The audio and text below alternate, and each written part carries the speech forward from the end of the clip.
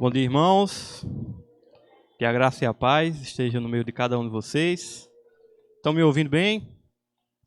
Amém, né? Louvado seja Deus. É um privilégio para mim estar mais uma vez aqui e poder dar continuidade a esse estudo, né, de Atos que a gente tem estudado aqui. Está sendo sendo muito edificante para mim e espero que esteja sendo também para vocês aí, tá certo?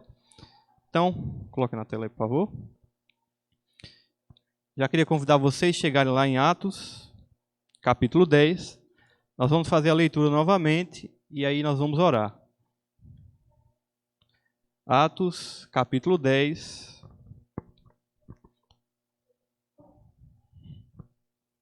Do versículo 1 ao versículo 8. Certo? Todos já estão lá? A minha tradução é um pouco diferente, mas os irmãos acompanhem aí, tá certo? Diz assim, versículo 1.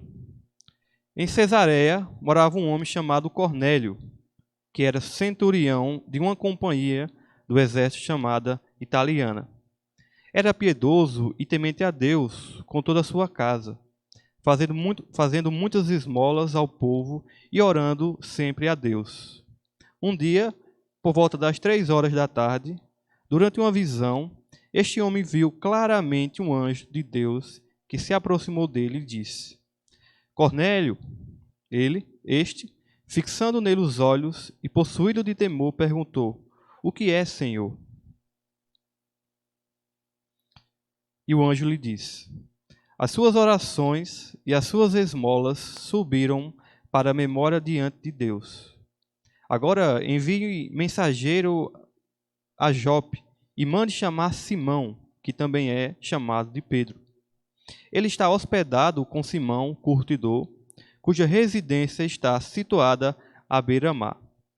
Logo que o anjo lhe falou, se retirou. Chamou Cornélio, 2 dos seus servos e um soldado piedoso dos que estavam a seu serviço. E depois de explicar tudo, mandou que fossem a Jope. Só até aí. Vamos orar? Soberano Deus e eterno Pai, graças te damos, Senhor, por mais uma vez nos dar esse privilégio de aqui estar na tua casa, em comunhão, Senhor, para mais uma vez te louvar, te agradecer e aprender também mais da tua palavra, Pai. Te peço que o Senhor venha me capacitar a poder assim expor a tua palavra de forma fiel, de forma simples, e que venha edificar mais uma vez a tua igreja, Senhor. Te agradeço, ó Deus, por cada irmão que o Senhor trouxe aqui esta manhã, por aqueles que também que estão nos acompanhando nas suas casas, ó Senhor, que o Senhor possa visitar o coração de cada um desses, né, e dar o entendimento, ó Pai, da tua palavra.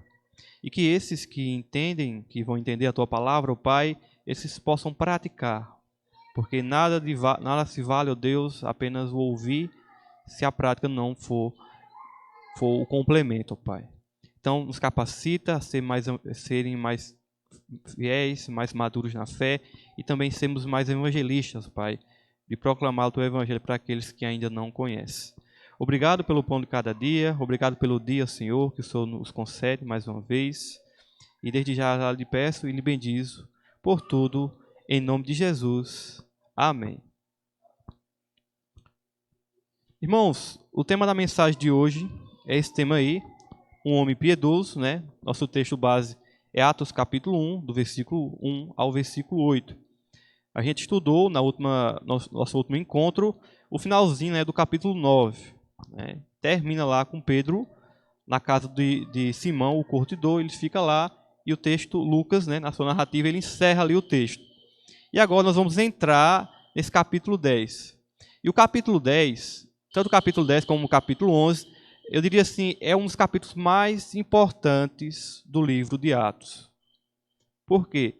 Porque aqui nós vamos ter a inauguração do Evangelho para os gentios. E eu creio que ninguém daqui, que está aqui hoje, é judeu. Né? Todos são gentis. Então, esse capítulo é muito importante para a gente, que somos gentis, em que o Evangelho chegou para nós. Então, se esse acontecimento aqui de Atos 10 e Atos 11 não tivesse ocorrido, o evangelho certamente não teria chegado aos gentios. Então perceba o grau de importância que é esse episódio aqui registrado no capítulo 10 e no capítulo 11. Certo? Então o tema da mensagem aí, um homem piedoso, Atos 10, do versículo 1 ao versículo 8. E aí eu coloquei essa ideia central aí para vocês, né? A ideia central desse capítulo aí. Tu, porém, ó homem de Deus, foge destas coisas. Antes, segue a justiça, a piedade, a fé, o amor e a constância e a mansidão. Então, essas palavras foi o apóstolo Paulo que dirigiu, né, ao jovem Timóteo, lá no seu livro, né, na sua primeira carta de Timóteo 6, versículo 11. Então, vocês vão perceber que essas características aí do homem piedoso, que Deus se agrada, vai estar contida aqui nesse personagem que nós vamos aprender um pouco sobre ele hoje. Tá certo? Eu quero mostrar para vocês, antes de entrar, a geografia do local. Porque se vocês lembrarem, se vocês voltarem um pouquinho, no capítulo 9, vocês vão ver, por exemplo, a cura de Enéas, no capítulo 9, versículo 32. Vocês vão ver o seguinte, né? Passando Pedro por toda parte, foi também visitar os santos que moravam em Lida. Lida, está bem pequeno aí, né? Não sei se vocês estão vendo. Lida era aqui, ó. Depois que Pedro cura, né, aquele paralítico ali em Lida, ele vai para Jope, né, que é o acontecimento que nós vimos aqui da ressurreição, no versículo 36. Diz assim, em Jope, outra cidade, havia uma discípula chamada Tábita, que é aquela personagem que vai morrer, né, que vocês já estudaram, e que Pedro, né, com o auxílio do Espírito Santo, vai ressuscitá-la. Então, perceba, esses dois acontecimentos estão aqui, Lida, Jope. Lembra que eu falei que Jope é a região costeira do mar Mediterrâneo, tá certo? E esse acontecimento que nós vamos estudar aqui hoje vai acontecer aqui, ó, Cesareia Marítima. Então perceba, Galileia, Samaria, Judeia. O evangelho está restrito aqui à região da Galileia. A partir do capítulo 10, do 11 em diante, esse evangelho vai se espalhar nos confins da terra, né? Que foi até uma promessa que o Senhor Jesus tinha dado aos discípulos. Tá certo? Então, todo mundo entendeu aí o mapa? Então vamos lá, Atos 10, do versículo 1 ao versículo 8. No versículo 1 e no versículo 2, nos é apresentado um personagem, um novo personagem na história, né? Então o narrador Lucas, ele nos apresenta um homem, né? Então leia aí no versículo 1 ao versículo 2. Diz assim, em Cesareia morava um homem chamado Cornélio, que era centurião de uma companhia do exército chamada Italiana. Versículo 2. Era piedoso e temente a Deus com toda a sua casa, fazendo muitas esmolas ao povo e orando sempre a Deus. Então, versículo 1, versículo 2, nós temos Lucas apresentando esse novo personagem na história. E esse personagem, ele é muito importante, como eu falei a vocês no início, né, para a abertura do evangelho aos gentios. Mas, ao mesmo tempo que ele é importante, ele não aparece mais outras vezes na Escritura, né? Ele vai ficar ali no versículo 1, no capítulo 10 e no capítulo 11. Depois ele some. E o que é que isso nos ensina, assim, de forma não direta?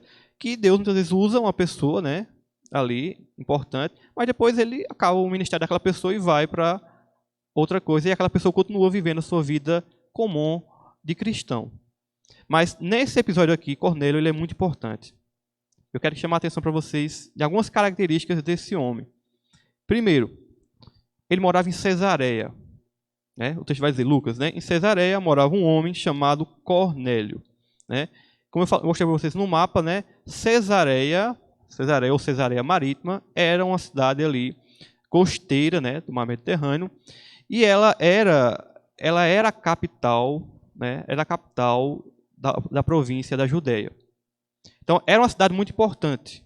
Era uma cidade portuária, né? Tinha grandes edificações romanas, né? Inclusive Herodes o Grande teria construído muitas arquiteturas, né? Anfiteatros. Então, era uma cidade muito, assim, nos padrões romanos. Tá certo? Então era uma cidade muito gloriosa, muito grande, muito imponente diante das outras cidades, como a gente viu ali em Jope, né, e em Lida, né, que eram cidades pequenas ali.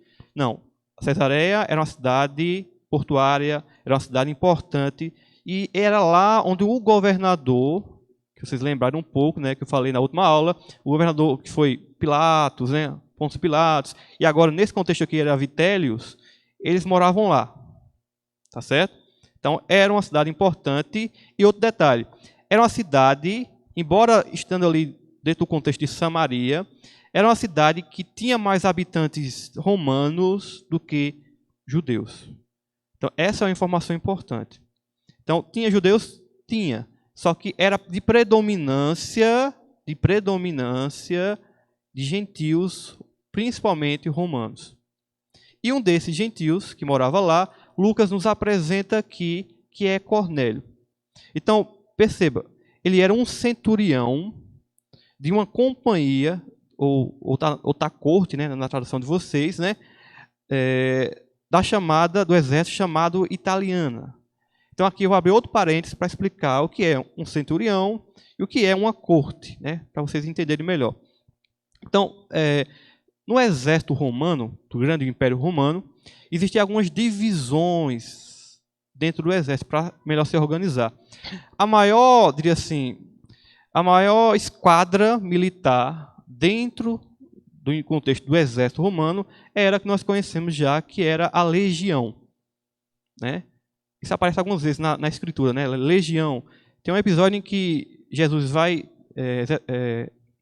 expulsar um demônio, né? E ele pergunta, né? E aí o demônio diz: nós somos uma legião, né? Então ele está usando uma nomenclatura do exército romano para dizer que naquela pessoa, né, estava possessa de muitos, né? Cerca de 6.000 demônios, porque uma legião romana ela compunha mais ou menos, né, 6.000 soldados. Variava, né? Ao longo da história variou, né? Porque dependendo do imperador, né, ele investia mais no exército. Mas a legião romana geralmente era 6.000 soldados. Então, uma legião.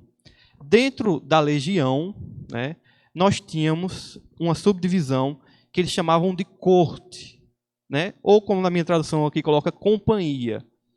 Então, 6.000, e havia outra subdivisão de 10. Esses 6.000 dividido em 10 dá quanto? 600, não é verdade? Então, 6.000, a maior legião. 600, uma corte. Ou, como vocês colocam aí, no meu texto coloca aqui uma companhia. Tá certo? Dentro dessa companhia de 600, havia outra divisão de 100 em 100. E quem ficava a cargo de administrar esse bloco de 100 em 100 era o centurião. Tá certo? Então, centurião vem dessa ideia de 100. Nem sempre tinha 100 soldados, porque às vezes tinha guerra, morria, tinha 80, 90, mas a ideia era essa, de que esse centurião cuidava de 100 homens dentro dessa subdivisão dos 600. Deu para entender aqui? Tranquilo? Então, perceba, essa corte que estava ali em Cesareia Marítima era uma corte chamada Italiana. Era uma corte muito importante, né, para o exército romano. Então, perceba, esse homem é um centurião, ele mora em Cesareia e ele faz parte de uma corte muito importante do exército romano. Então, aqui, Lucas nos apresenta a característica, diria assim, profissional do indivíduo. É interessante que, assim, quando alguém vai perguntar sobre você, né, aí você geralmente fala sobre a sua profissão, né? O que é que você faz, né? A pessoa geralmente pergunta, né? O que é que você faz? O que é que você é? Aí você geralmente associa aquilo à sua profissão, né? Ah, eu sou professor, né? Ah, eu sou pedreiro. Ah, eu sou engenheiro. Ah, eu sou, né? Então, assim, a personalidade da gente está muito associada àquilo que a gente faz como profissão. Só que não é só isso, não é verdade? Não é só isso. E Lucas, no versículo 2, ele vai dar as informações talvez que sejam mais importantes quando você deve perguntar ou conhecer uma pessoa. E ele diz no versículo 2: era piedoso e temente a Deus. Piedoso e temente a Deus, eles podem ser quase que meio que sinônimos. Tá certo? Só que Lucas aqui ele não usou essas duas expressões como sinônimos aqui, nesse texto em específico. Ele frisou uma expressão, frisou outra expressão para dar ênfase a duas, diria assim, características de todo verdadeiro temente a Deus, né, que observa a lei do Senhor.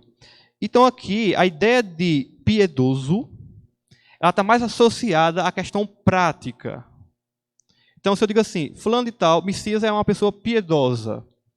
Então, quando eu digo isso, nesse sentido aqui que Lucas quer usar, ele está usando a expressão de prática. Messias, sei lá, dá esmolas, que Messias faz isso, Messias faz aquilo. Já a outra expressão aqui de temer, né, temente a Deus, é uma expressão mais voltada à reverência. É uma questão mais espiritual de reverência ao Senhor. E está mais associada a uma coisa mais, não tão prática, mas espiritual. Então, Lucas usa essas duas expressões aqui, uma para frisar a questão prática do indivíduo e outra para destacar a questão espiritual de temor do indivíduo, que nesse caso aqui é Cornélio. Por que eu estou dizendo isso? Porque quando a gente continua a leitura, perceba, versículo 2 ainda, era piedoso e temente a Deus com toda a sua casa. Isso aqui é uma coisa importante. Com toda a sua casa. O contexto romano, né, de sociedade romana, eu vou até falar uma coisa a vocês aqui, vai estranhar e vai talvez alarmar vocês.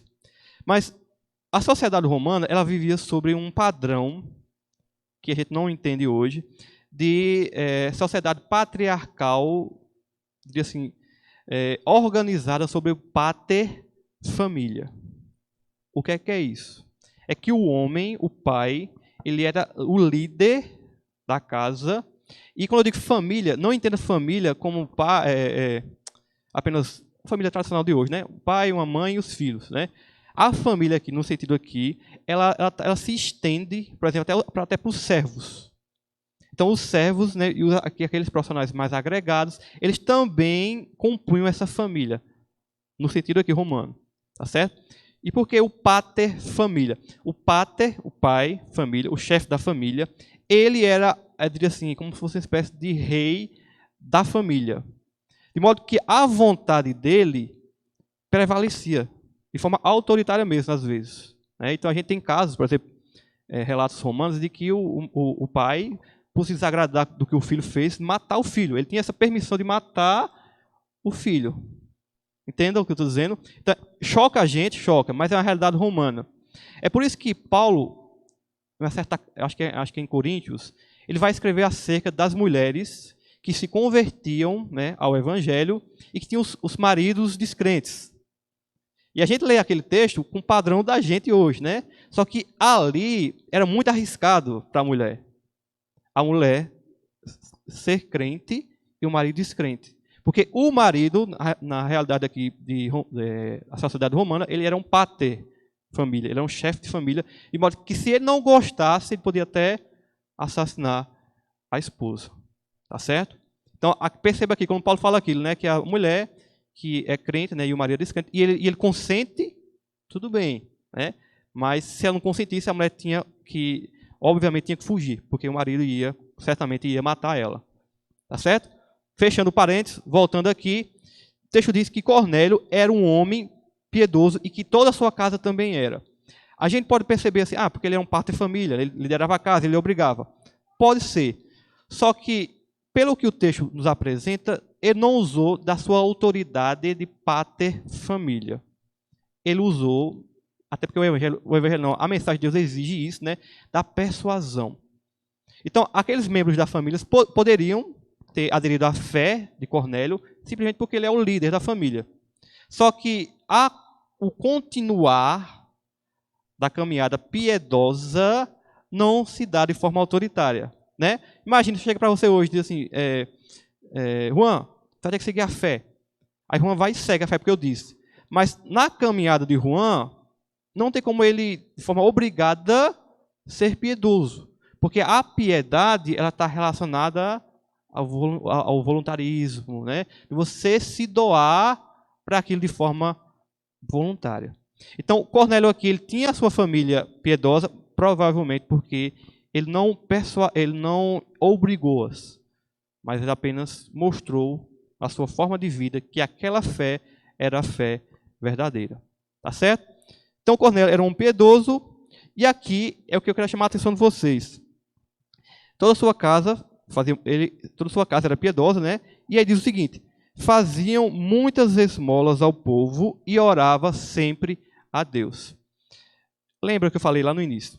Quando Lucas diz assim, ele era piedoso, está voltado a algo prático. E quando ele é temente, está voltado a algo espiritual. E aqui nós temos essas duas características aqui. Primeiro, ele fazia esmolas aos necessitados, e aí encaixa nessa visão que Lucas apresenta de um homem piedoso, né? De prática, né? Que não é só a pessoa de forma nominal, né? Porque hoje a gente conhece pessoas que dizem, eu sou crente, né? Mas é um crente de forma nominal. As coisas que ele faz, as coisas que eles fazem não trazem implicações de piedade, de forma prática na vida dele. Então, nós chamamos isso hoje de um crente, de alguém que confessa uma fé nominal. Inclusive, até dentro, por exemplo, do catolicismo mesmo, tem isso, né? Tem católico que você pergunta, você é católico? Não, eu só fui na igreja no dia que eu batizei, né? Então, esse católico, ele não é um católico prático, ele é um católico que a gente chama de nominal. Apenas se coloca com esse nome, tá certo? Só que, percebe que Cornélio não. Cornélio, ele fazia esmolas, e aqui dá ênfase na questão prática da fé. Isso é muito importante, certo, gente? Porque não existe, como o Tiago vai dizer na sua epístola, a fé sem obras. Não existe. Né? Como Lucas diz lá, se vocês lembrarem, né? Se o irmão está passando necessidade, você tem como ajudar, e você diz, irmão, vai na paz, vou orar, e não ajuda, isso não serve de nada. Não serve de nada. Porque a fé, ela traz implicações práticas. Quer saber se você é uma pessoa que se converteu de forma verdadeira? É se você tem desejo verdadeiro de agir para o Evangelho de Deus. Seja pregando a mensagem, ou seja, ajudando também aqueles que necessitam. Tá certo? Então, o verdadeiro convertido, ele tem esse desejo. E aí, o texto vai dizer, que Lucas vai dizer, que ele também orava de forma contínua. Então, perceba a característica agora espiritual. Ele está orando. Não é algo prático, no sentido de fazer, mas apenas de falar com Deus. Então, fecha aqui essa característica de Cornélio. Ele era um homem piedoso e um homem temente a Deus.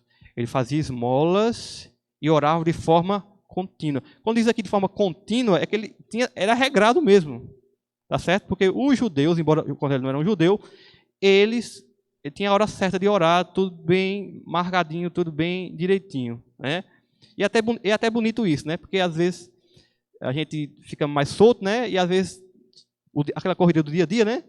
E aí chega em casa de noite, sei lá, vai orar antes de dormir, aí vai orar assim, aí dorme antes de terminar a oração, né? Então, o judeu não, o judeu era bem regrado, tinha tudo bem definido ali, aquilo que ele fazia. Então, percebemos aí um perfil de um verdadeiro devoto, do versículo 1 ao versículo 2, tá certo? No versículo 3, Lucas nos diz o seguinte: um dia, por volta de 3 horas da tarde, nada de você está nona hora, né? Não é isso na tradução de vocês? Eu vou explicar por quê. 3 horas da tarde, durante uma visão, este homem viu claramente um anjo de Deus que se aproximou dele e disse: Cornélio. Este, fixando nele os olhos e possuído de temor, perguntou: o que é, Senhor? E o anjo lhe disse: as suas orações e as suas esmolas subiram para a memória diante de Deus. Até aí, versículo 3 e versículo 4. Aqui tem algumas coisas importantes. Primeiro, é que nós temos uma visão sobrenatural aqui, nos versículo 3 e no versículo 4. E eu quero esclarecer aqui, esse termo aqui na minha Bíblia está, a hora está 3 horas da tarde, né? Na de vocês aí, acho que boa parte de vocês está na 9ª hora, né, do dia, né? Isso aí é basicamente porque Lucas ele adotou aqui o calendário, no caso aí, o horário, no caso de vocês, o calendário judeu. Então, se vocês se lembrarem, né, o judeu entende o dia de forma dividida. Noite e dia, né? Aliás, dia e noite. Então, o dia tem quantas horas? 12, não é verdade? A noite também. Então, para um judeu, o dia se inicia não na meia-noite, como a gente entende, né? Meia-noite, da meia-noite está escuro, e a gente diz, o dia se iniciou. Para o judeu, não. Para o judeu, o dia se inicia de 6 horas da manhã. Então, 6 é 1 hora, 7 é 2 horas, né? 9 é 3 horas, e aí por diante. Você vai perceber nessa conta que às 3 horas da tarde, né, vai dar justamente a 9ª hora do dia do judeu. Tá certo?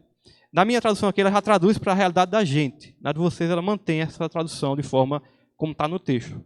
Então, era às 3 horas da tarde, era um padrão. Acho que eu já falei em algumas aulas que o judeu, às 3 horas da tarde, ele ia para o templo, geralmente, para orar. Então, embora o texto não diga aqui, mas Cornélio provavelmente estava orando nessa hora, 3 horas da tarde, que era a hora fixa de oração. Outra coisa, Cornélio, ele não era um judeu, como nós vimos, ele era um romano, e ele também não era um prosélito. O que é um prosélito?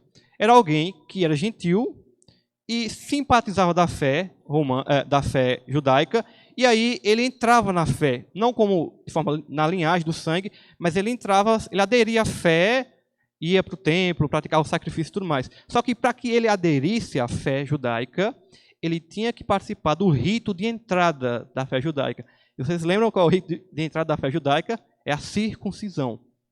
Então, principalmente o homem, né, que queria entrar na fé judaica, que ele não era judeu, ele tinha que circuncidar, e aí ele poderia ter acesso ao templo, às orações e o sacrifício. Cornélio não era esse. Como é que eu sei? Adiante, no capítulo 11, no versículo 3, vai dizer isso. Tá certo? Alguns homens vão se escandalizar porque ele recebeu o Espírito Santo, ele sendo incircunciso. Tá certo? Então, ele não era, primeiro, um judeu, ele não era um prosélito, ele era alguém simpatizante da fé judaica, mas ele não tinha aderido de forma prosélita. Ele era um temente a Deus. E aí, ele orando, provavelmente, às 3 horas da tarde, ele vai ter uma visão. Perceba. Durante uma visão, este homem viu claramente um anjo de Deus que se aproximou dele e disse: Cornélio, no caso Cornélio, fixando nele os olhos e possuído de temor, perguntou: O que é, Senhor? E o anjo lhe disse, e aqui é importante: as suas orações e as suas esmolas subiram para a memória diante de Deus. Então, aquele homem piedoso, temente, que praticava esmolas, que orava de forma contínua, mesmo não sendo um judeu ortodoxo, mesmo não sendo um prosélito, Deus ouve as suas orações e as recebe de forma agradável. A linguagem aqui que Lucas usa é uma linguagem meio que cerimonial mesmo. Ela lembra muito aquelas cerimônias, né, que nós vimos dos sacrifícios, né, de quando o sumo sacerdote ia sacrificar um animal e o aroma, né, tinha que subia de forma agradável a Deus. Ele está usando essas expressões bem próximas aí. E aí, para não ficar só eu falando, eu quero convidar vocês, chega em Salmos 141, do versículo 2, e outro chegue em Filipenses, capítulo 4, versículo 18. Vocês vão ver que essa expressão, né, da oração, do sacrifício, chegar a Deus, ela era uma linguagem comum da época.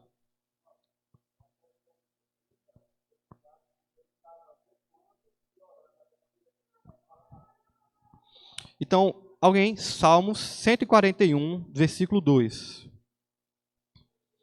Salmo 141, versículo 2. Alguém lê para mim aí bem forte.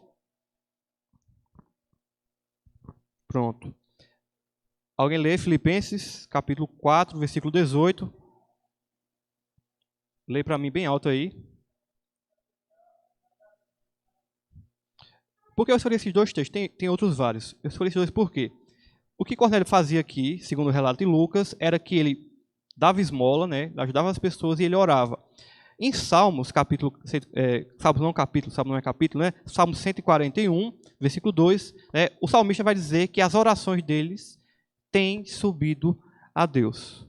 E em Filipenses, capítulo 4, versículo 18, Paulo, né, está agradecendo a oferta que tinha recebido. Ele estava no campo missionário, estava preso, né, inclusive, em Filipos. Ele agradece ali todo aquele suprimento que aqueles irmãos deram para ele. E diz que aquilo sobe para Deus, não de forma física, obviamente, mas de forma espiritual, como sacrifício agradável a Deus. Né? E o que é que eu quero dizer com tudo isso? É que a nova aliança, o evangelho, diferente da fé judaica, que tinha um sacerdote fixo, né, que tinha que sacrificar, e aquele sacrifício subir para Deus, na nova aliança não. Né? Na nova aliança, todos os crentes, sem exceção, são sacerdotes. De modo que as suas orações, as suas esmolas, tudo aquilo que ele faz de bom e agradável a Deus, sobe para Deus uma espécie de sacrifício agradável a ele. A ideia de sacrifício não é uma ideia assim de... Pode parecer uma ideia assim de obrigação, né? Não. A ideia é porque a ideia é uma linguagem bem sacrificial, tá certo? Mas tudo que um crente, que é um sacerdote, faz, por exemplo, da esmola, oração, de louvor, né, de ajudar o necessitado, tudo isso sobe para Deus de forma como sacrifício agradável a Deus. Essa é a doutrina que nós chamamos, né, da doutrina do sacerdote e de todos os santos, tá certo? E aqui nós vemos um pouco disso aqui, incipiente, começando aqui na vida de Cornélio. Lembrando que Cornélio não era um judeu tradicional e também ainda não era um crente, né, um cristão, porque ele vai receber a fé. Mas ele era alguém já temente a Deus. Não sei se vocês já conheceram pessoas que eles não são crentes, né? Mas na forma deles viverem, eles ainda têm um temor de Deus. Não sei se vocês já perceberam isso. Né? Então, assim, a pessoa não é crente, ela não conhece a fé de forma bem organizada na Bíblia e tudo mais, mas ela tem posturas na vida dela, né, que meio que refletem esse temor que ela tem a Deus. Da forma dela, mas ela tem esse temor. Cornélio é um desses. Só que ele era mais, diria assim, um devoto mesmo. Não era aquele que as pessoas que dizem assim, eu sou crente, né? Eu sou cristão, mas ele não, a vida dele não condiz com aquilo que ele fala. Né? Cornélio, dentro da lógica dele, ele era um devoto, né? Fazia orava a Deus, praticava esmolas de forma bem consistente, bem organizada. E é isso que vai agradar a Deus, de modo que Deus vai agora abrir as portas do evangelho para Cornélio e para os gentios, tá certo? E aí, Cornélio tem essa visão, o anjo aparece para ele, diz que as orações de Cornélio subiram até o Senhor.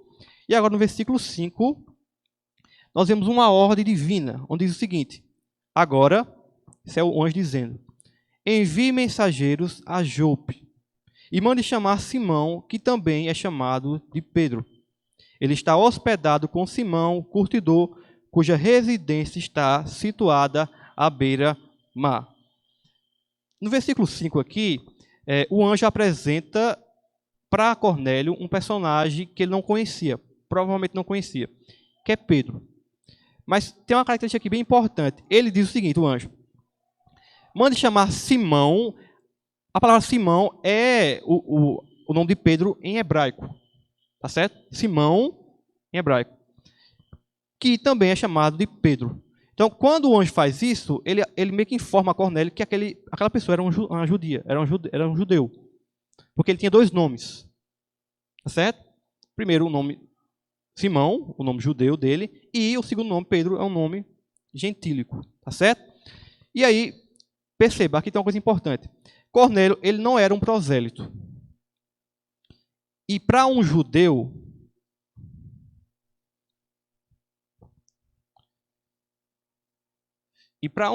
entrar na casa de um gentil, que ele nem fosse um prosélito,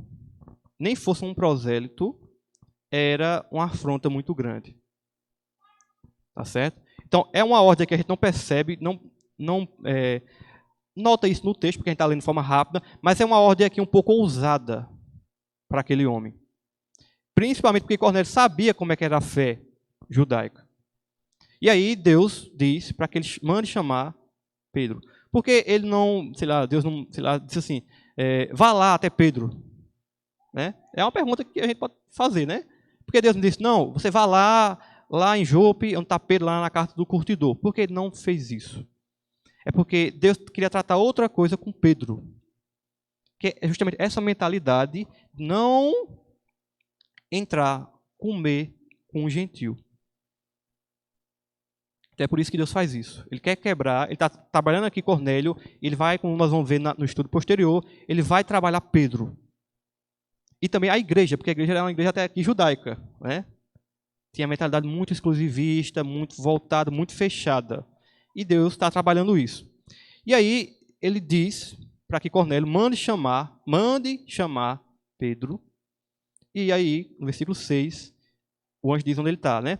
Ele está hospedado com Simão, o curtidor, cuja residência está situada à beira-mar. Se vocês lembrarem, voltarem aí no capítulo 9, versículo 31. Não, aliás, versículo 43, eu disse na última aula, né? Diz assim, Atos, capítulo 9, versículo 43, no finalzinho de Atos 9, diz assim, Pedro ficou em Jope por muitos dias, na casa de um curtidor chamado Simão. Né? Lembra que eu expliquei o que é um curtidor, né? Um curtidor é alguém que trabalha com pele, com tecido, né? Da pele dos animais ele faz um tecido. E aí, Pedro fica lá muito tempo. Talvez Pedro não imaginasse o que iria acontecer, né? Mas Deus estava trabalhando ali nos bastidores, que ele estava próximo ali da região, para Pedro levar o evangelho, para ele abrir o evangelho para aquele homem e, consequentemente, abrir para os gentios. Se vocês lembrarem, Pedro, em Atos 2, ele abre o evangelho para os judeus. Aquele famoso sermão que ele prega e 3.000 almas se convertem. Pedro, depois, fica sabendo lá que em Samaria, algumas pessoas vêm aderindo à fé através de Filipe. Ele é mandado para lá. E aí, quando ele chega lá, o Espírito desce sobre aqueles homens samaritanos, que eram mestiços, judeus, e aí desce sobre ele. Então, Pedro abriu o evangelho para os judeus, abriu o evangelho para os samaritanos e vai abrir o evangelho para os gentios. Por que eu estou dizendo isso? Você pode dizer, irmão, não, mas é porque ele estava próximo. Não. Provavelmente Filipe estava em Cesareia. Naquela viagem missionária que Filipe fez, ele vai passando nas cidades, e chega, e o texto diz que ele para em Cesareia. Outro personagem, eu falei isso na última aula. Saulo se converte ao evangelho. Ele é perseguido. E aí os irmãos mandam Saulo, lá de Jerusalém, para Cesareia, para depois, porque é uma cidade portuária, para depois ir para Tarsus. Então a gente tem pelo menos 2 grandes evangelistas aí, mas nenhum deles Deus disse para ir para Cornélio. Ele queria que Pedro fosse. Porque Pedro era o líder da igreja de Jerusalém e era um judeu ortodoxo, clássico. Ele precisava quebrar aquela mentalidade de Pedro e da igreja como um todo. Porque Pedro vendo aquilo, ele sendo o chefe da igreja de Jerusalém, ele ia convencer os outros também, que eram bem, diria assim, cabeças fechadas para o evangelho aos gentios. Tá certo? Então, o anjo apresenta Pedro, esse personagem, para Cornélio, manda que ele chame esse homem. E aí no versículo 7, no versículo 8, nós temos o final desse texto, que é uma apressada obediência. Então Cornélio não perde tempo. Assim que ele recebe aquela ordem de Deus, ele não perde tempo. Ele diz, vou fazer isso depois, né? O brasileiro, ele costuma fazer as coisas, né, em cima da hora. Né? Tá com um bocado de coisa para fazer. Não, acho que depois dá tempo. Aí deixa, não. Cornélio disse, não, a partir que o anjo sai, já manda chamar os seus servos, né, e um soldado fiel a ele. E diz tudo o que tem que fazer e ir lá em Jope. Outra coisa que eu quero destacar aqui para vocês. Lembra que eu falei a vocês que Cornélio era um homem piedoso e toda a sua casa era piedosa? Alguns soldados também próximos dele também eram piedosos por conta dele. E aí o texto diz, versículo 7. Logo que o anjo lhe falava, se retirou. Lógico que o anjo que lhe falava se retirou. Cornélio chamou 2 dos seus servos e um soldado piedoso. A gramática aqui ela permite dizer que tanto os servos como o soldado eram pessoas piedosas a Deus, justamente influenciados, provavelmente, por Cornélio. Tá certo? Então perceba como que aquele homem era um líder na sua casa. E aí, depois de explicar tudo, versículo 8, depois de lhe explicar tudo, mandou que fossem a Jope. Então, Cornélio explica, na casa de Simão Curtidor, vai estar lá um homem chamado, né, Simão Pedro e tudo mais, explicando para que eles levem lá. Por que Cornélio chama pessoas piedosas? É uma pergunta que a gente pode fazer para ir lá. Porque era uma ordem piedosa. Não era apenas uma ordem militar, como em outras ordens que ele dava, né? Ah, vá ali, tal canto. Não, era uma questão pessoal, religiosa dele. E se outros soldados, que eram romanos, lembrando que o romano ele tinha a sua crença também. Né? Ele era politeísta, cria em diversos deuses e tudo mais. Então, se ele fosse lá, ele tendo outra crença, né, ele podia dizer, não encontrei Pedro, né, não encontrei esse homem e voltasse. Então, Cornélio, perceba aqui, isso é um detalhe bem importante que a gente não percebe. Cornélio, ele está dando uma importância muito grande a isso aqui que o anjo falou. Muito grande. Né? Tanto que o anjo sai, ele já chama os seus servos para ir e pega aqueles servos mais fiéis a ele para ir para lá. Então, até aqui Cornélio mostra fé, mostra reverência a Deus. Não manda qualquer pessoa para chamar. Tá certo? Então, aqui a gente encerra essa narrativa, esse apresentar de Cornélio, e aí no versículo 9, nós vamos ver Deus trabalhando Pedro. E é interessante que, nesse episódio aqui, Deus apresenta a Cornélio, através do anjo, e se apresenta a Pedro. Então, ele não deixa dúvida que aquele encontro deve acontecer. O que é que a gente vê hoje em algumas igrejas? Deus me disse uma coisa para você. Né? Deus mandou dizer. Só que Deus não confirma com a pessoa que vai receber aquela mensagem. As coisas de Deus, irmãos, elas são sérias. Elas têm que ser de forma séria. Tá certo? Então, aqui a gente aprende essa lição aí. Que Deus ele não confunde o homem. Ele sempre trabalha de forma correta. Para não deixar dúvida daquilo que ele está dizendo. Certo? E aí, agora vamos aplicar esse texto aí. Vamos ver algumas coisas que a gente aprende e aplica para as nossas vidas. Tá certo? Então, a primeira coisa que a gente aprende é o seguinte.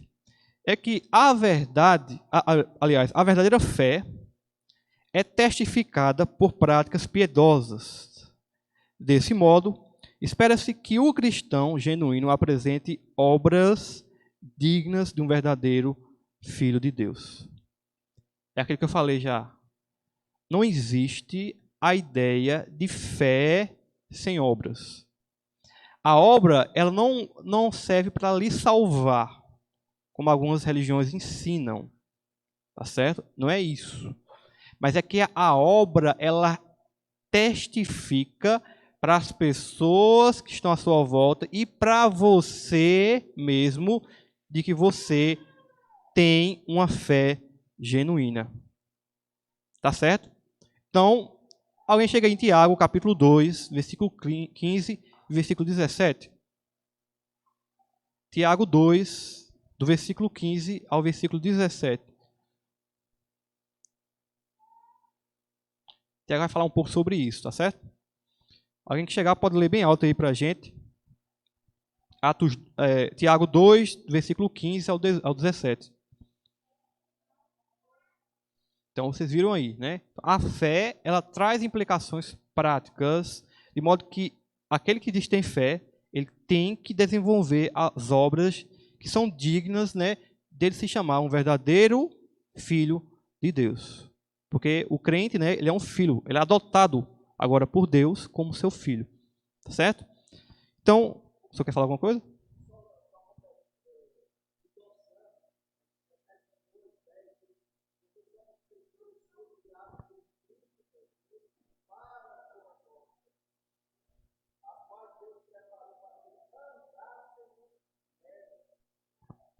Então, isso é bem eu sei pensar um texto aqui, mas isso é bem explícito em toda a Escritura, né? Que o crente verdadeiro tem que demonstrar as obras de mudança na vida dele, certo?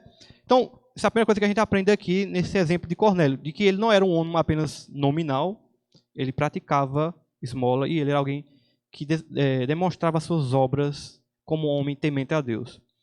Segunda coisa que a gente aprende é que o Senhor dá ouvidos às orações daqueles que estão inclinados à sua vontade, estando ele sempre em prontidão para concretizá-las.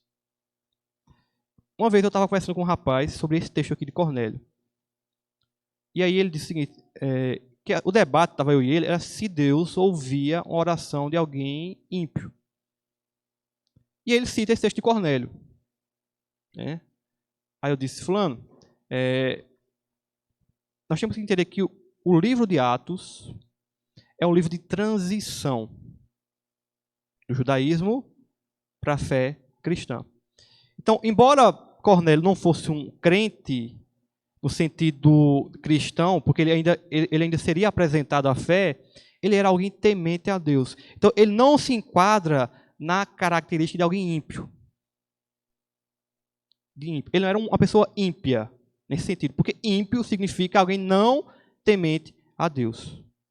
Tá certo? Ele não era um prosélito, não tinha se circuncidado como a fé judaica, mas ele também não era aquele, como vai dizer Provérbios, né? Aquele tolo, aquela pessoa tola, uma pessoa que era blasfemador do evangelho. Muito pelo contrário.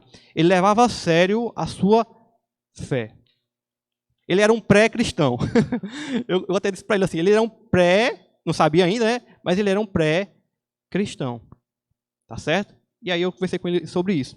E aí o que é que eu quero dizer com isso aí? É que Deus, o Senhor, ele só vai dar ouvidos na oração daqueles que estão inclinados à sua vontade.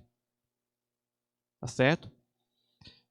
Estando Deus, no caso Deus, sempre em prontidão para concretizar o pedido de oração daquele que está inclinado à sua vontade. Isso é uma coisa importante. Quando o anjo se apresenta diante de Cornélio, ele diz, as suas orações subiram a Deus, e a ideia ali é como se fossem agradáveis a Deus.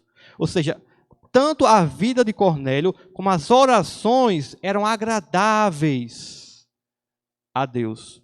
Ou seja, em outras palavras, tudo que Cornélio fazia estava inclinado para a vontade de Deus. E é por isso que Deus vai e apresenta o anjo a Cornélio e acontece aquilo que vai acontecer. Tá certo? Então, essa é uma lição importante. Deus ouve a oração daquele que está inclinado sempre na sua vontade. Ele não vai ouvir as orações de todo ímpio, toda pessoa que vive a vida de toda forma, né? Assim, vive um dia num bar, um dia no tal canto, e aí ele ora. Né? Então, Deus não vai ouvir a oração desse camarada. A menos que for uma oração verdadeira de conversão. Né? Nesse sentido aí. Mas a oração assim, por orar. Né?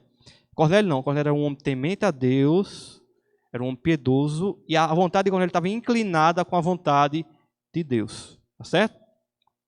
E aí, a última lição que a gente aprende aí é o seguinte.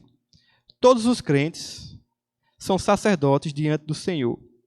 Desse modo, a prática do bem, seja elas esmolas, orações, louvores, entre outras, são ofertas de aroma agradáveis a Deus.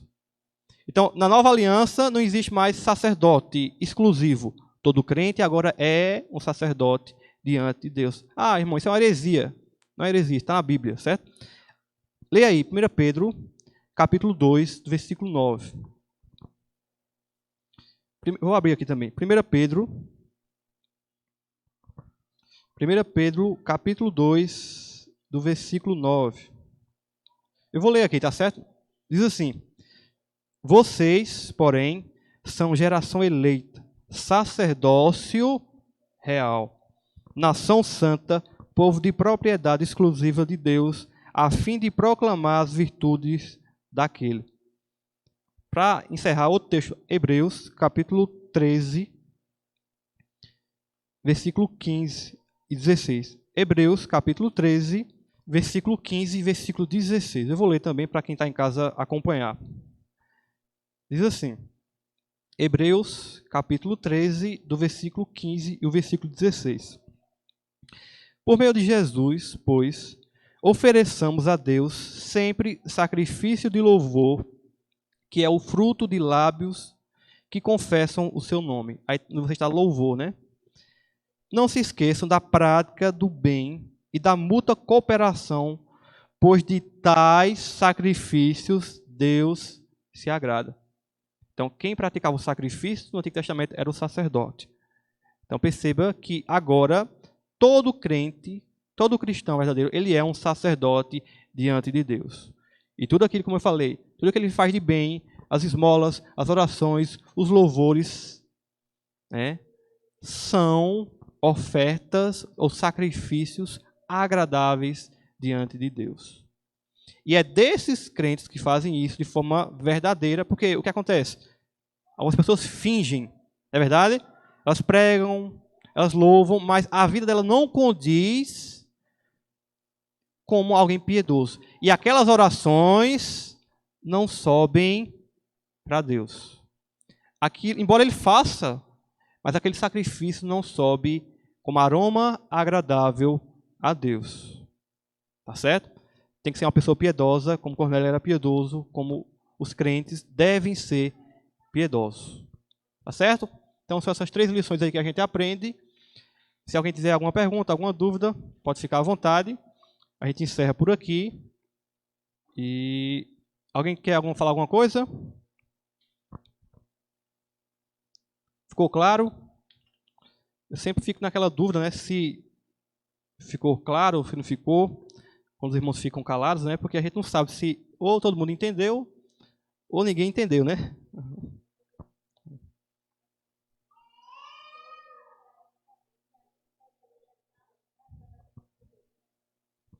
Isso é uma coisa importante, porque essa doutrina ela é uma doutrina essencial da fé cristã. Em que sentido? Algumas igrejas que se dizem cristãs, elas não entendem isso. E aí, eu já vi na televisão, eu vi uma igreja de cristã, né? Colocar um cara com sumo sacerdote, assim, vestido assim de sumo sacerdote. Ou seja, ele não entendeu nada da fé, né? Dessas igrejas neopentecostais. Um cara assim, vestido mesmo, trajado do sumo sacerdote, do jeito que ele era, né? E aí ele na televisão assim, pedindo uma oferta e tudo mais. Então assim, a pessoa não entendeu o evangelho, né? Outras crenças, né? Como, por exemplo, que preservam essa ideia de sacerdote, de que eu tenho que confessar um sacerdote específico, só tenho que falar com ele. Estão entendendo? Então assim, é uma ideia equivocada, é errada. Como a Escritura diz que todos os crentes agora são sacerdotes diante de Deus. Né? Como a Bíblia diz, o véu do templo se rasgou. Agora todos nós temos acesso a Deus, né, através das nossas ações, né, da nossa comunhão com Ele. Então isso é uma doutrina assim, que tem se perdido nas igrejas aí. Certo? Alguém mais quer falar alguma coisa? Tranquilo? Vamos orar, vamos se pôr de pé. Oremos. Senhor bendito Deus, soberano Pai, te agradecemos, Senhor, por essa mensagem que o Senhor nos trouxe aqui. Que venhamos ser, Deus, crentes, verdadeiros, fiéis, homens e mulheres piedosas, né, e tementes ao Senhor, assim como esse homem foi, o Cornélio. Que esse homem, meu Deus, sirva de exemplo para nós, que hoje estamos na nova aliança, que somos cristãos, que somos teus filhos, ó Pai. Te peço, ó Deus, que venha nos confirmar, ó Pai, através do teu Santo Espírito, as nossas obras, sempre para apontar para Ti, ó Deus, nunca para nós, mas que tudo que viemos fazer, seja o Evangelho, seja a pregação, seja boas obras, seja o que for, Deus, venha sempre apontar para Ti. E que mais pessoas que estão à nossa volta possam, Deus, entender a Tua palavra por intermédio da nossa vida. Então eu te peço, Deus, que venha trabalhar no coração de cada irmão que está aqui hoje, que venha inculcar essas verdades, ó Pai, e que esse saia daqui hoje ciente, ó Deus, que cada um Cada um deles é um sacerdote diante do Senhor. E precisa, ó Deus, ser apresentado de forma temente, de forma fiel, não de forma fingida ou de forma de um ator, ó Deus, mas sempre, ó Deus, de forma temente ao Senhor, pois isso é agradável a Ti. Agradeço também, ó Deus, àqueles que estão nos ouvindo nas suas casas, que possam aplicar essas verdades em suas vidas e assim, ó Deus, serem verdadeiros servos fiéis de Ti. É assim que eu agradeço, desde já lhe bendizo por tudo, em nome de Jesus. Amém.